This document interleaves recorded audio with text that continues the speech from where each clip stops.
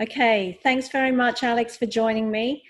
So today, I just wanted to have a chat with you about separation facilitator roles and how people that have come to the divorce centre basically outlined to me that they really want to try and avoid the battle that people have in going to lawyers and battling it out in court and spending excessive amounts of money. So can you outline the role that you do as a separation facilitator? Yes. As a facilitator, or we are really a network, I encourage people to utilise the services that best meet their individual needs. My experience is that lawyers approach separation, especially, for example, in a very cookie-cutter way. They see a problem and they want to find a legal solution. Yeah. What I admire about the divorce centre and what myself as a separation facilitator also tries to do is, rather than always find a single solution, such as a legal solution to a problem, there may be an emotional solution, there may be a solution that needs help of a mediator or an accountant or a financial planner. But I essentially facilitate or assist the parties in navigating what is the murky waters sometimes of their separation to try and make it as efficient as possible. Yeah, and you obviously work with both parties. So what if someone is, obviously the people need to be agreeing in what they want that outcome to look like. Yes. They're obviously wanting to be fair because they're coming to you to be able to help them collectively come to some form of agreement, to have all the documentation done. But then you enable them to, if they're needing to have discussions with a lawyer, you're able to facilitate that if they're wanting to. That is so. What my experience has been and how I became a separation facilitator is that people often go to lawyers too early in circumstances where they haven't appropriately prepared to attend upon the lawyer by essentially collating paperwork, putting together a few core documents which can really assist. And the lawyers don't mind that at all. They'll walk them through the process, but they'll walk them through the process only working with a single party. Yes. Separation rather than both of them. Yeah. And they'll also charge a lot of money, being legal fees, to do what is really almost an administrative task. Yeah. And really what you then have is a husband and wife, or a wife and wife, or husband and husband, depending on the nature of the relationship, separating, and they're both being charged by their lawyers to develop a chronology, a balance sheet, and depending on the lawyers, if they don't see eye to eye on certain points, they'll fight about them. Yeah. And they'll spend thousands and thousands of dollars fighting on things like the date the relationship commenced, the parties separated, the date they purchased the house. Parties can agree on these things by facilitating such an agreement. Yeah. And they're already strides ahead of the people who separate and walk into the door of a law firm. Yes. Yeah, definitely. It's all about minimizing the cost of divorce, both financially and emotionally, because this battle between the parties just takes its emotional toll as well. So that sort of leads on to me asking where you feel the separation facilitator role works quite well with a divorce coach in conjunction. So do you want to just expand on that, on how you see that sort of support role for each other? It's sort of like a collaboration on looking after the legal as well as the emotional support. Yes. I think I might start at a worst case example, if that suits you. Yep. Which is when people separate and then they see lawyers, or they don't essentially become emotionally supported in their separation. Just worry about the fight. Yes. And the worst case is you get so focused on the fight, and your emotional regulation becomes so out of touch, you no longer make any sensible decisions. Yeah. And lawyers, for example, and myself as a separation facilitator with a focus on really documents, we don't have the skills necessarily to identify when people aren't being emotionally supported enough. Yeah. And then what we see is, well, we need to get them out of this as quick as possible. And if somebody wants to get someone out of a dispute as quick as possible, it means they have to make a compromise, which will be in their best interests. Yeah. So on the other side, the ideal party or the ideal way to finalize your separation is to have both parties emotionally supported, financially supported, and legally supported. Yes. So really you need 3 separate professionals involved. So True.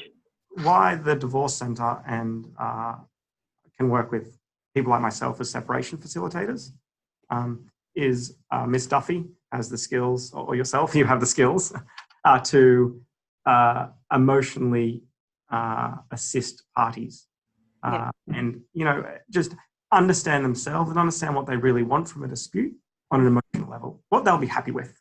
Yeah. I don't necessarily have those skills. And if I do, they're far inferior to yours.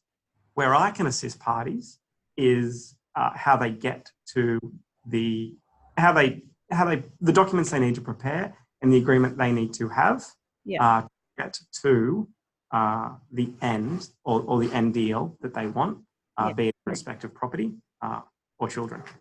Well, they're wanting it to be as amicable as possible. So I'm just finding that people can be quite, in this highly emotionally charged journey of their life, they can just react instead of responding, taking that step back and seeing what the outcome they would really like. And if they look at that outcome, they have to then be looking at how they're going to get there with the least conflict. Yes. So if I can help them be their best self in making sure they are good role models for their children, that they are respectful to each other, and they try and understand the emotional journey for both parties, it does help them to be able to keep the end game in sight of what they're wanting to achieve and get there with the least stress and anxiety as possible. Because I find that once that starts, the conflict, the stress and the anxiety and the fighting between each other poisons the relationship further and further until communication can almost become impossible. Yes. And then they're saying, don't talk to me, talk to my lawyer, go through my lawyer.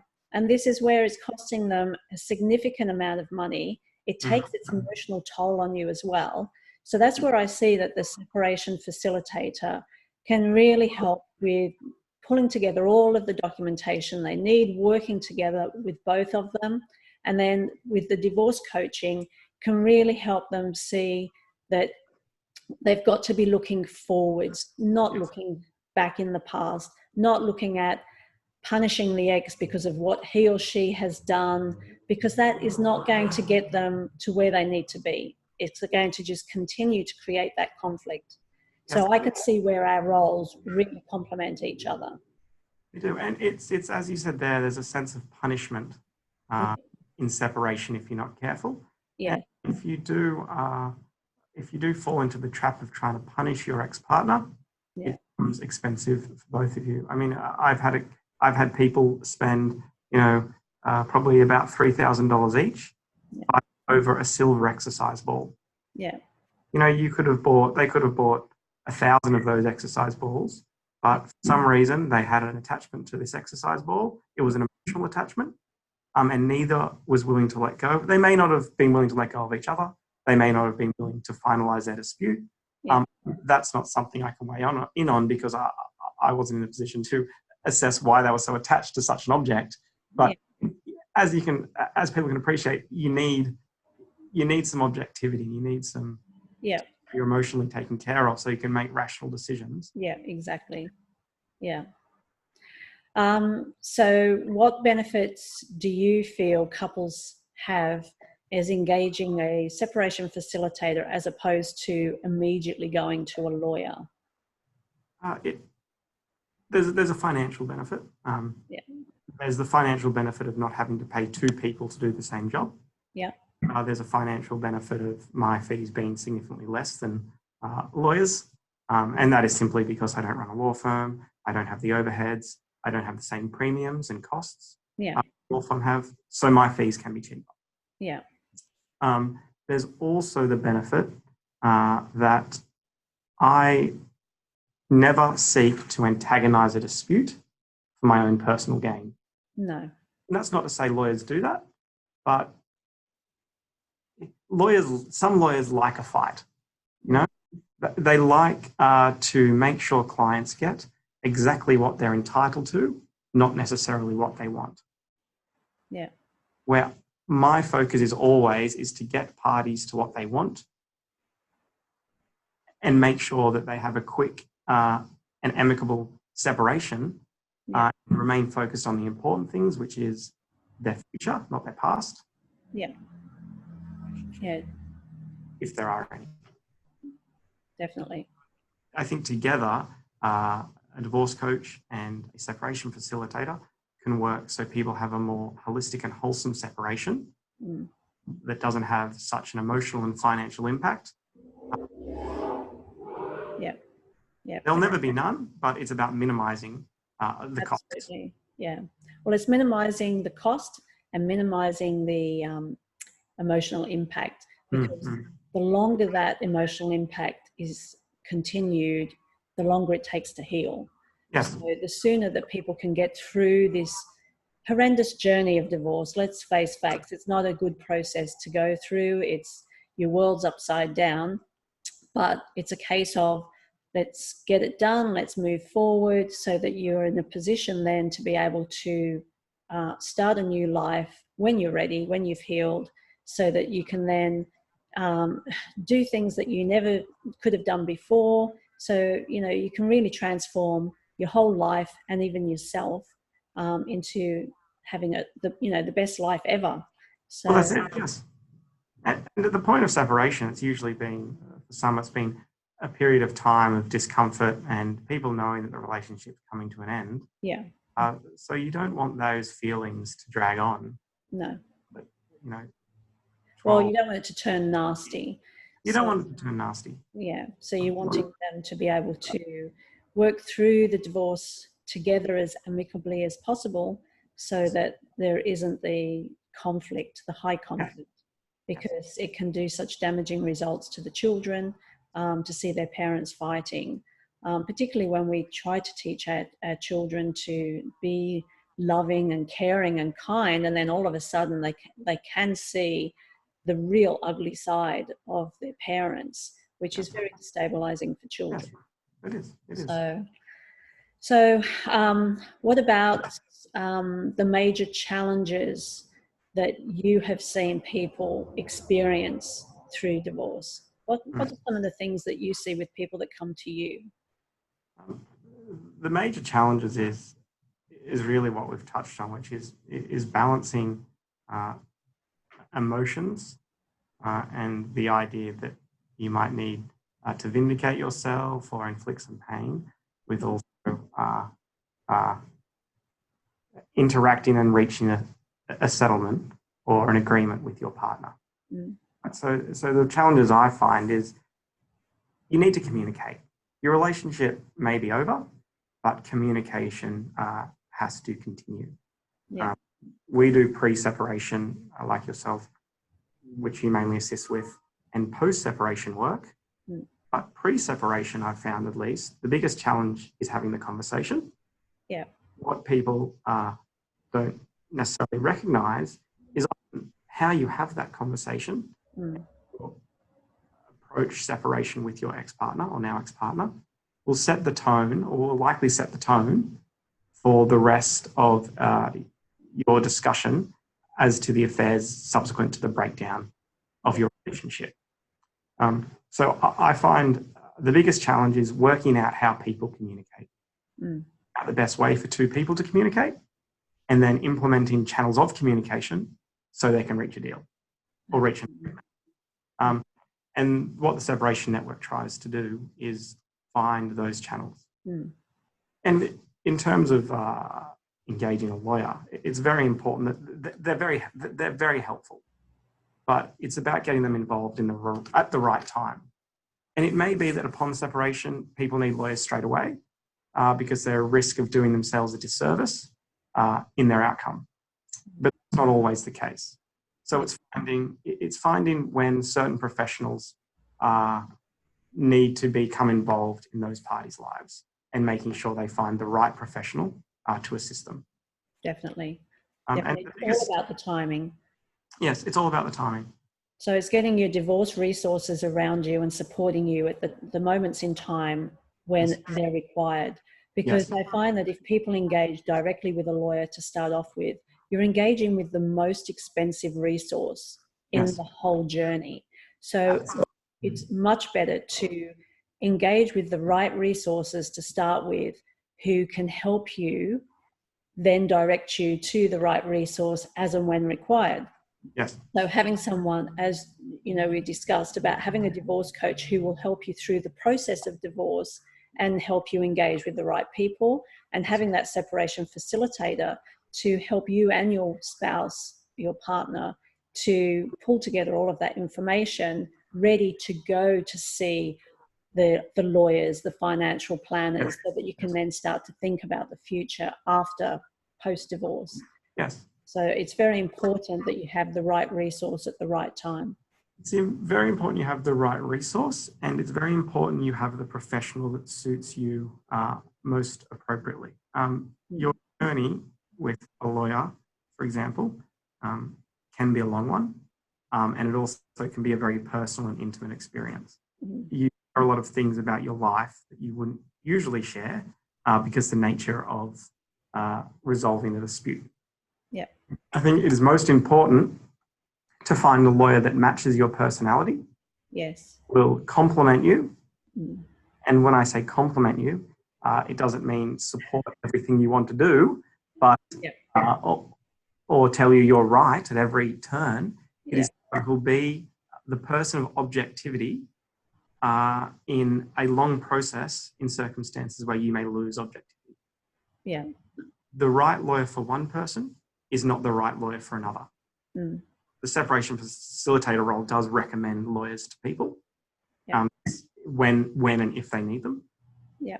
But the recommendation of that is personal to them and only when I've got to know them and their individual needs. Yes. Because that is very important. And it's a bit hard to describe without using specific examples, but you just need the right lawyer for you and the person who will respect you, what you want, and focus on getting you to the end as quickly as possible, which is really adverse to the interests of the financial interests, at least, of the lawyer. Yeah. They like also making sure that respect between each party is there also.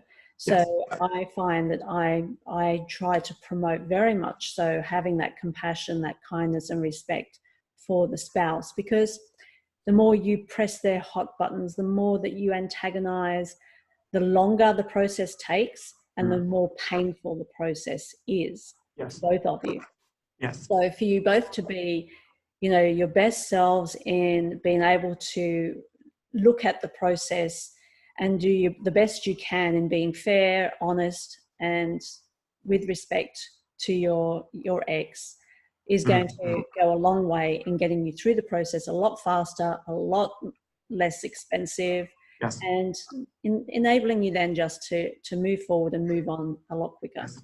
Agreed. And there's so much can come with the parties communicating. I think if you're the wrong lawyer that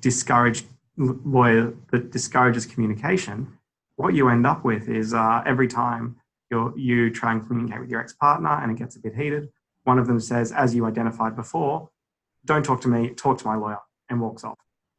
So if that's not encouraged, there's always that easy fallback, which is the expensive option. Yes. Easy option. Yeah. And there's always that trade-off. Yeah, definitely.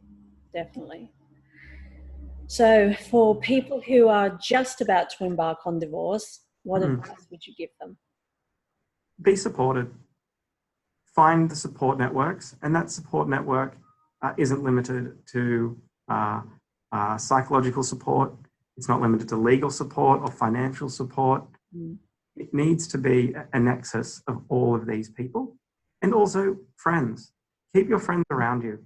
They're not there, And to do that, you really need the support network, because the friends you have are there to help you blow off steam. They're not there to give you advice financially or legally or really emotionally. That's for the professionals.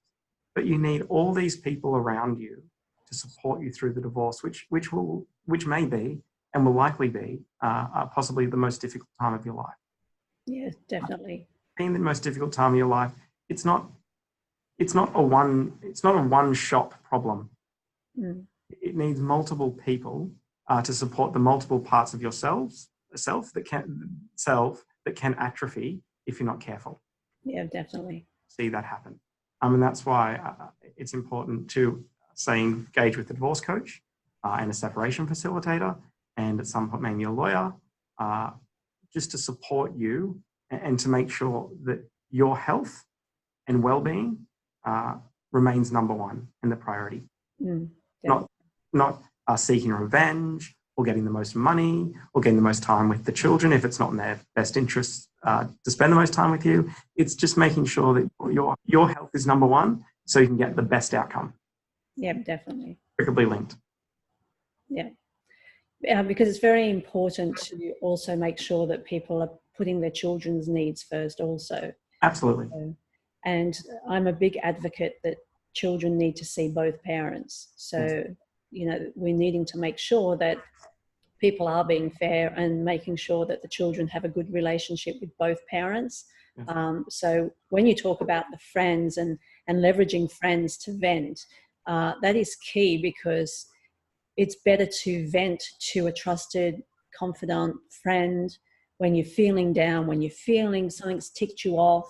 Yes, have a vent with a friend, not do it in front of the children or to the children about their other parent, because it can be so damaging. But if you're needing to let off steam, needing to be able to vent to somebody, having a friend that you can do that, and then be able to have that person be a positive influence on you, though, not one that's going to push you to punish the ex or to be totally negative, but to support you in, going to cheer you on like your cheerleader, that you're going to get through this, have that discussion, have that vent, but then get back on track to working towards making this as painless as you can. Like it is a tough journey. And then we say divorce isn't the end. It's a new beginning. So it's going to pass. Once you get through it, and if you can get through it as amicably as possible, you are then going to be able to start that new life once you've healed, and you're going to be able to have a life where you'll be able to be loved and love someone and have the life that you deserve. Yes. And that's so, and I think, as you said, when you vent to friends and they tell you certain things, unless they are lawyers themselves or their accountants themselves, you need to make sure you also trust in your advisors, really. I've had people come to me in my other profession saying, well, my physiotherapist told me that I'm entitled to this. Like, well, your physiotherapist is really good for exercise and injuries. What you're entitled to is really good for a lawyer to deal with. Right? So it's just people sometimes hear what they want to hear, and it's just important you get professionals you trust in, and make sure you keep those things just a little bit separate. There's overlap, but separate. Definitely. So it's just I think that is the best tip or I can give for people about to embark on separation, is find good professionals, find a good support network, and trust in them. Yeah, definitely. And that's what the Divorce Centre and leveraging your services, Alex, the Separation Facilitator, we try to help people get through the process, minimal cost, and accelerating their recovery. Yes. So thank you so much for talking to me today. Thank you. And look forward to talking to you soon. Thank you very much, Cheryl. Thank you, Alex. No worries. Bye. Bye.